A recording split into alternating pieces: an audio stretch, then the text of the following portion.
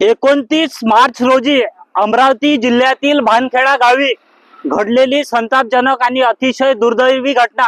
एका 18 वर्षीय तरुणीवर भानखेडाच गावातील 5 नराधमांनी सामूहिक अत्याचार केलेला आहे।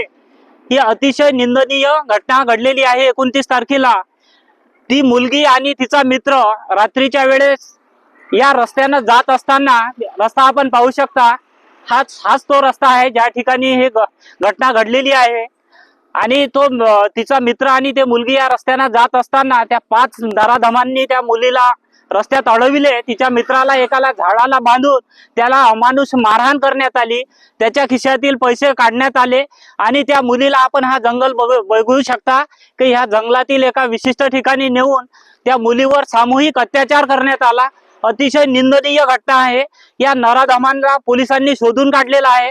सध्या हे 5ही नराधम अमरावती जिल्ह्याच्या जेलातल्या कोठडीत सळत आहे।